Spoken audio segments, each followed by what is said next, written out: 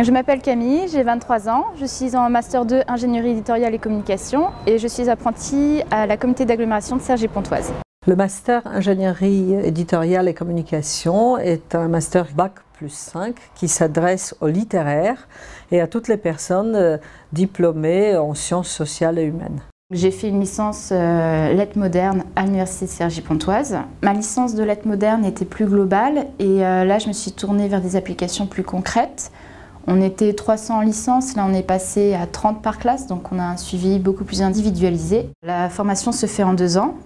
On a des professeurs universitaires qui nous font cours, mais aussi des professionnels. J'ai choisi aussi de faire ce master parce qu'il est en alternance, donc ce qui va être un plus après pour ma sortie et pour mon parcours professionnel. La semaine est divisée en 2 temps. On a 2 jours à l'université et 3 jours en entreprise. L'apprentissage a été surtout connu pour les métiers techniques, manuels. Et là, il découvre qu'on peut être formé par les lettres et les sciences humaines et arriver à une professionnalisation rapide, concrète. Et je pense que l'apprentissage le permet le mieux.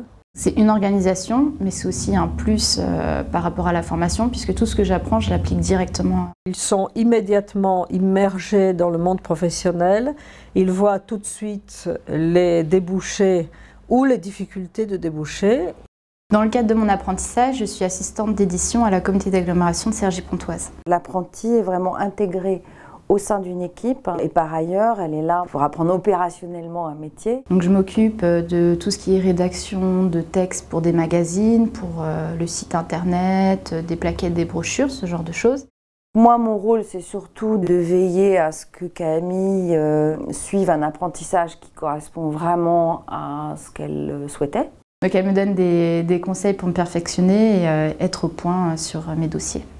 Je pense que ça leur donne une aisance et une confiance en eux qu'ils n'ont peut-être pas forcément quand ils sortent d'un cursus universitaire et où, à part peut-être quelques stages, ils n'ont pas eu une expérience aussi structurée que ça, quoi. Quand on est apprenti, on est aussi considéré comme un salarié, on n'est plus étudiant, donc on a la sécurité sociale des travailleurs, on a un salaire fixe qui tombe chaque mois, donc on est vraiment considéré comme un employé. L'apprentissage est toutefois une expérience très difficile. Il faut donc avoir des nerfs solides, une bonne santé, un très bon sens de l'organisation et un projet construit. Il y a des jeunes qui comprennent qu'ils ne sont pas forcément faits pour travailler dans des grosses structures, ou l'inverse. Donc c'est aussi l'apprentissage de sa propre personnalité professionnelle. L'apprentissage, c'est un plus pour le CV, puisqu'on a une expérience longue.